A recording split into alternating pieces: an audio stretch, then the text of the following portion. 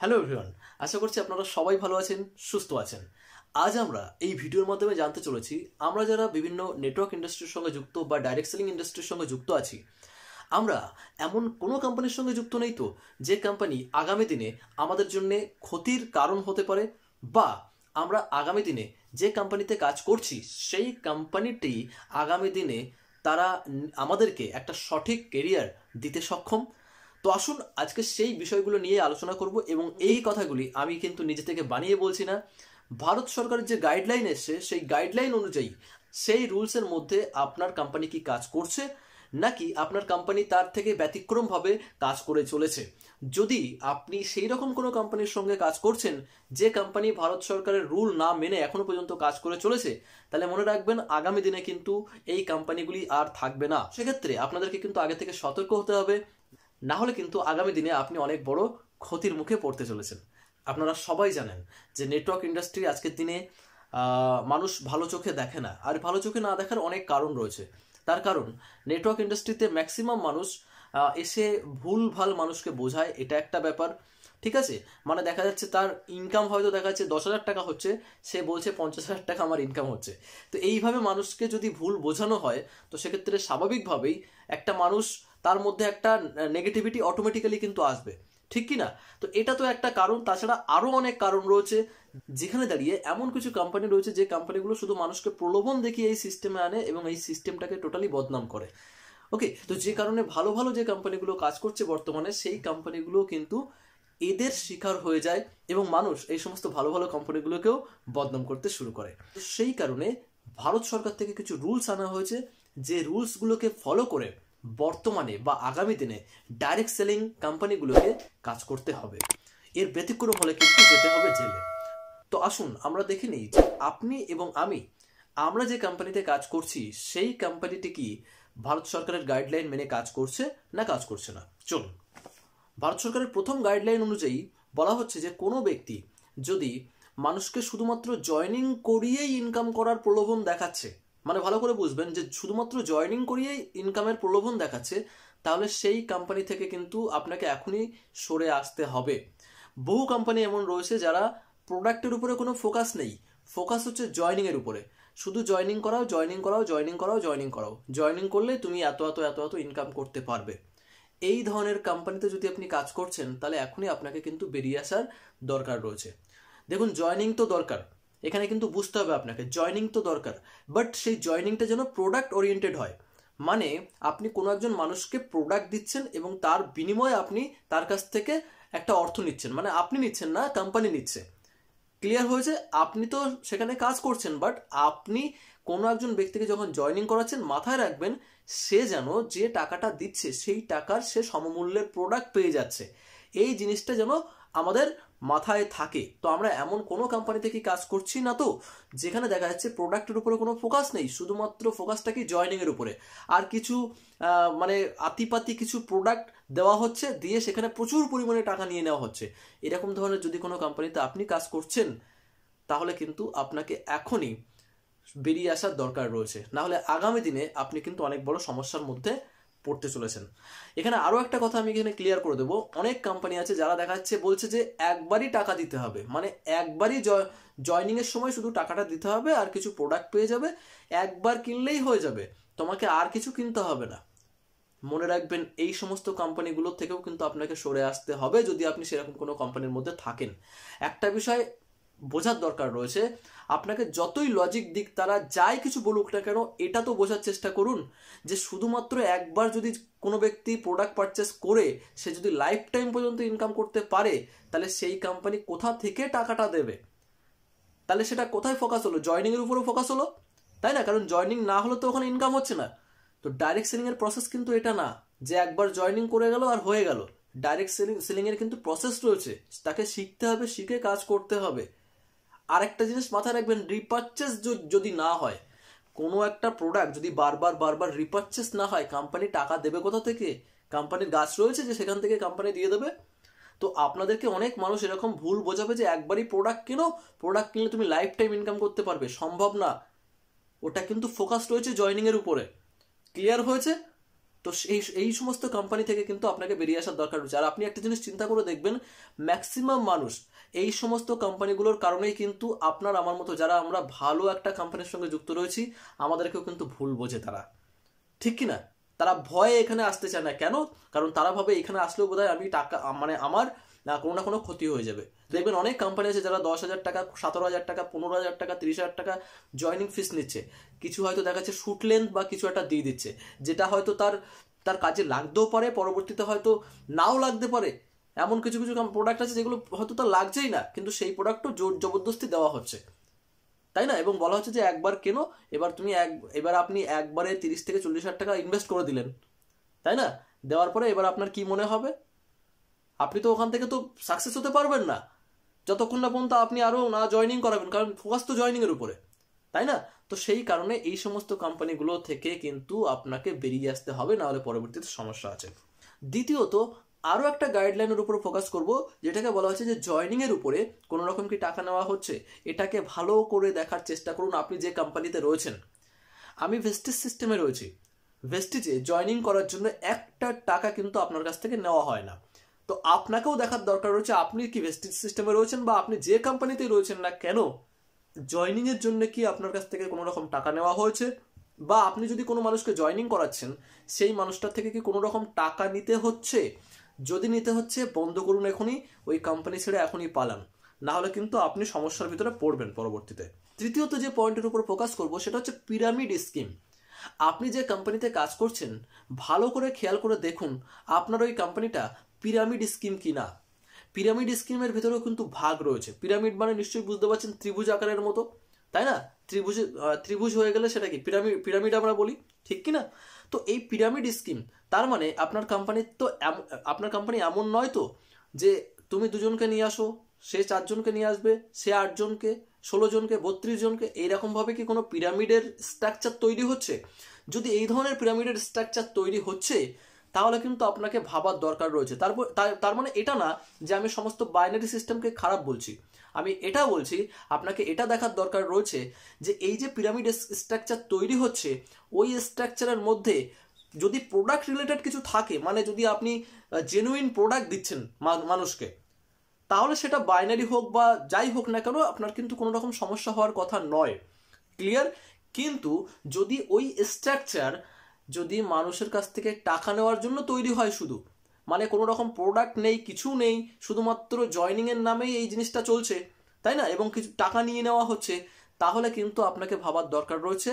এখনই কিন্তু আপনাকে সেই কোম্পানি থেকে কিন্তু বেরিয়ে আসার দরকার রয়েছে, না হলে কিন্তু পরবর্তীতে আপনি অনেক বড় ক্ষতির মুখে পড়বেন। তো এই পিরামিড স্কিম থেকে কিন্তু আপনাকে বাঁচতে হবে। তার সাথে সাথে আরো একটা বিষয় আপনাকে জানিয়ে দেবো, কোনো মানুষকে কিন্তু ভুল বুঝে কোনো রকম প্রোডাক্ট কিন্তু দেওয়া যাবে না। আপনি থাকতে পারেন বাইনারি সিস্টেম যে একেবারে খারাপ আমি সেটাও বলছি না, আপনি বাইনারি সিস্টেমের মধ্যে থাকতে পারেন, বাট সেখানে থেকে আপনি ধরুন কোনো একজন মানুষকে এমন কিছু প্রোডাক্ট দিয়ে দিচ্ছেন যে প্রোডাক্টের কোনো ভ্যালুই নেই, আপনি নিজেও জানেন যে সেই প্রোডাক্টের কোনো ভ্যালু নেই, কিন্তু আপনি মানে ওই সিস্টেমে থেকে মানে ওই সিস্টেমে আপনার ইনকামের জন্য আপনি কি করলেন, আপনি কিছু মানুষকে ফালতু কিছু প্রোডাক্ট আপনি তাকে দিয়ে দিচ্ছেন, কোম্পানি আপনাকে বলছে আর আপনি সেই কাজটা করে যাচ্ছেন। যদি এমনটা করছেন তাহলে এখনই আপনাকে কিন্তু ভাবার দরকার রয়েছে। এরপরে যে পয়েন্টে আমি ফোকাস করব সেটা হচ্ছে যে আপনি এটা ভালো করে দেখুন তো যে আপনার কোম্পানিতে যারা অভিযোগ, ধরুন আপনি কোম্পানি সম্পর্কে কিছু একটা অভিযোগ করবেন, কোম্পানির প্রোডাক্ট সম্পর্কে কোনো একটা অভিযোগ করবেন, এই অভিযোগটা আপনাকে কাকে করতে হচ্ছে? আপনি কি আপনার কোম্পানির যারা লিডাররা রয়েছে, আপনার আপলাইন বা তার আপলাইন যারা রয়েছে তাদেরকে এই অভিযোগগুলো করছেন, নাকি আপনি কোম্পানির সঙ্গে ডাইরেক্ট যোগাযোগ করতে পারছেন? কোম্পানিতে যারা সিস্টেমে রয়েছে আপনি তাদের সঙ্গে ডাইরেক্ট কন্ট্যাক্ট করে সেই প্রবলেমগুলোকে সলভ করতে পারছেন। এমনটা নয় তো যে আপনি শুধুমাত্র যে কোনো রকমের প্রবলেম হলে আপনি আপনার আপলাইনের সাথেই কথা বলছেন বা তার আপলাইনের সাথে কথা বলছেন। যদি এমনটা হচ্ছে তাহলে কিন্তু আপনাকে ভাবার দরকার রয়েছে, তার কারণ ভারত সরকার প্রত্যেকটা ডাইরেক্ট সেলিং কোম্পানিকে কিন্তু নির্দেশ দিয়েছে যে প্রত্যেকটা কোম্পানিতে মুখ্য অভিযোগ নিষ্পত্তিকারী আধিকারিক এই ধরনের অফিসার নিয়োগ করতেই হবে। তার মানে আমি ধরুন কোনো একটা কোম্পানিতে আমি কাজ করছি এবং আমার যে অভিযোগ, ধরুন আমি কোম্পানি সম্পর্কে কিছু একটা অভিযোগ করতে চাইছি, তাহলে আমি কি কোম্পানির সঙ্গে ডাইরেক্ট যোগাযোগ করতে পারছি তো? কোম্পানিতে সেই অফিসারগুলো আছে তো? যদি না থাকে তাহলে কিন্তু আপনাকে ভাবতে হবে তার মানে সেই কোম্পানি কিন্তু ভারত সরকারের নিয়ম অনুযায়ী কিন্তু কাজ করছে না। ক্লিয়ার হচ্ছে? তো এইগুলো কিন্তু আপনার দেখার দরকার রয়েছে।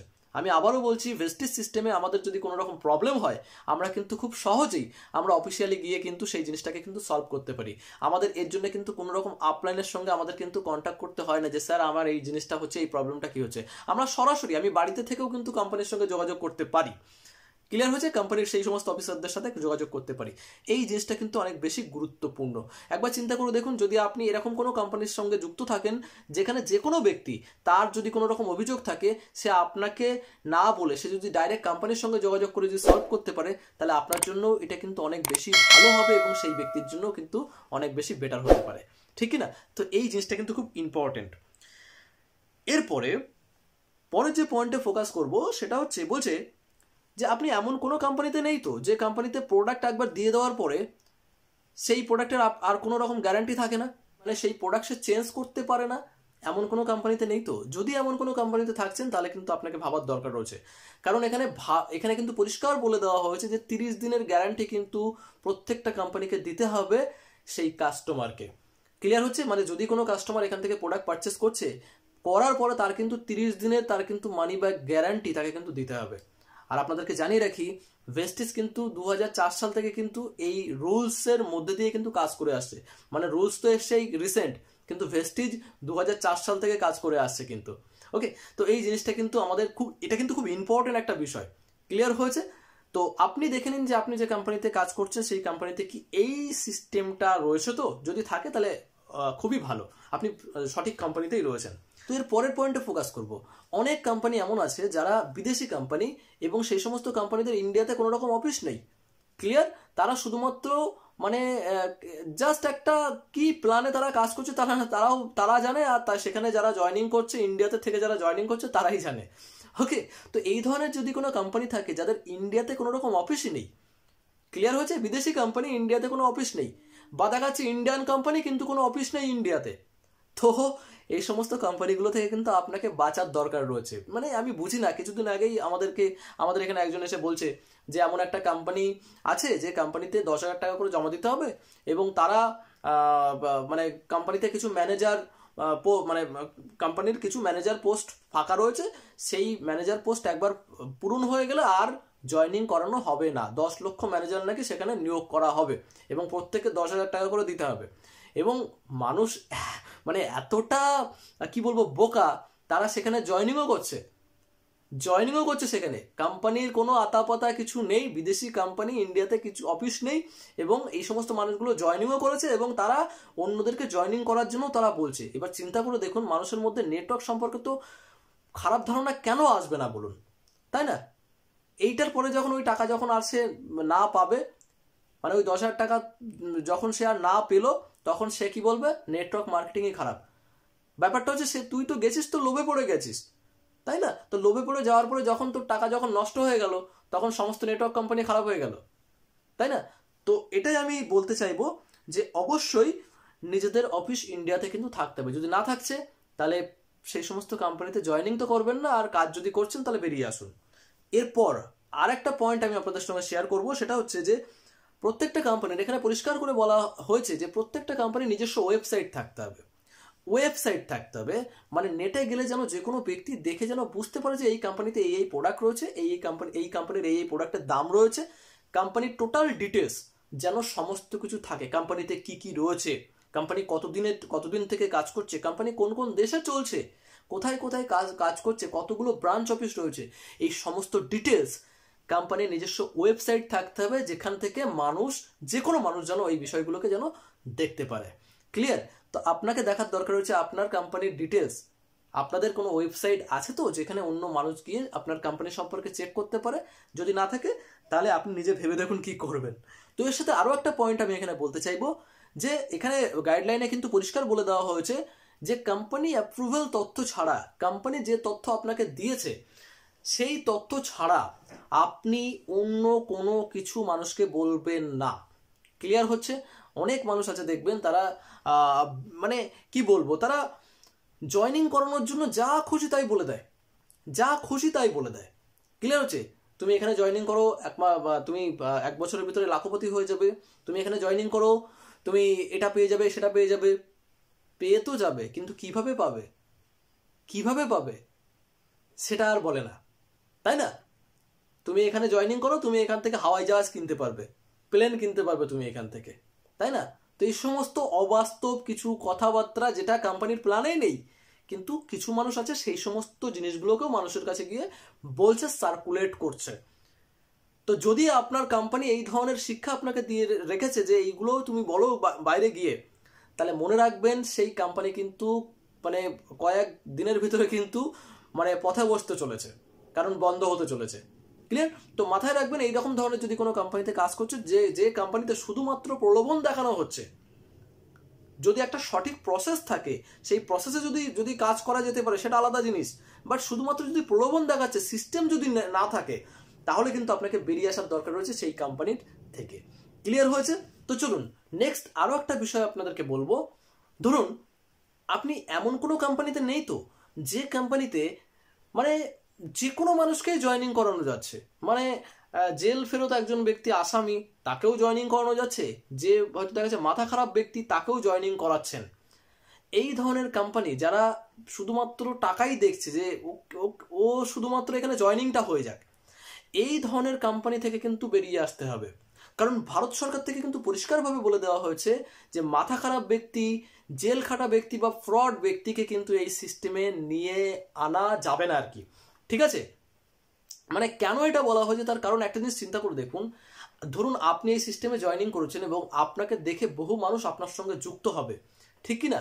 এখন আপনি যদি কোনো একজন ফ্রড ব্যক্তি হয়ে যান, ঠিক, তাহলে সেক্ষেত্রে এমনটা হতেই পারে যে আপনি কিন্তু সেই সমস্ত যারা আপনার নিচে যারা জয়েনিং করছে তাদেরকে আপনি ভুল বোঝাতে পারেন, তাই না? তাদের সঙ্গে আপনি ফ্রড করতে পারেন কোনো রকম ভাবে, ঠিক আছে? তো এই কারণে কিন্তু যাতে করে কোনো রকম ভাবে ফ্রড না হতে পারে, সেই কারণে কিন্তু এই নিয়মে কিন্তু এটা বলা হয়েছে। তো আপনি যে কোম্পানিতে কাজ করছেন সেই কোম্পানির যে মানে কি বলা যেতে পারে যে কালচার, সেই কালচার ঠিক আছে তো? সেখানকার মানুষজন এমনটা নয় তো যে তারা শুধুমাত্র টাকা টাকা টাকা টাকা করছে, এমনটা নয় তো? মানে একটা ভালো কালচারাল জায়গা তৈরি হয়েছে কি সেখানে? মানে আপনি যদি সেখানে যাচ্ছেন বা কোনো একজন ব্যক্তি যদি কোনো ওখানে যদি চলে আসে, তাহলে সেই ব্যক্তি কি এমনটা ফিল করবে না তো যে এখানে সবাই টাকা টাকা টাকা টাকা এমনটাই করছে, তাই না? ভালো কিছু আলোচনা নেই, শুধুমাত্র টাকা টাকা টাকা এরকমই আলোচনা হচ্ছে। যদি আপনার কোম্পানিতে এরকম ধরনের আলোচনা হচ্ছে, সবসময় শুধু টাকা টাকা নিয়ে আলোচনা হচ্ছে, আর অন্য কিছু মানুষের ভালো করার কোনো মানে চিন্তাভাবনা সেখানে নেই, বা কোনো মানুষের হেলথ নিয়ে কোনো আলোচনা নেই, মানুষের আগামী তার ভবিষ্যৎ নিয়ে কোনো আলোচনা নেই, যদি এমন কোনো জায়গাতে আপনি রয়েছেন, তাহলে আপনাকে কিন্তু এখনই বেরিয়ে আসার দরকার রয়েছে। ক্লিয়ার হয়েছে বিষয়? তো চলুন, আশা করছি আমি আপনাদেরকে সঠিকভাবে বিষয়টাকে এক্সপ্লেন করতে পেরেছি। তো আমি আপনাদেরকে বেসিক্যালি বলে দেবো যে আমি কিন্তু রয়েছি ভেস্টিজ সিস্টেমে কাজ করছি। ভেস্টিজে আজকের দিনে আমি গোল্ড ডিরেক্টর। আর ভেস্টিজ সিস্টেমে এই যতগুলো নিয়ম বা রুলস আপনারা এখানে দেখলেন বা জানলেন, এই রুলসগুলো কিন্তু ভেস্টিজ অনেক আগে থেকেই পালন করে আসে। ক্লিয়ার হয়েছে? অনেক আগে থেকে 2004 সাল থেকে এগুলো ভেস্টিজ অটোমেটিক পালন করে আসছিল।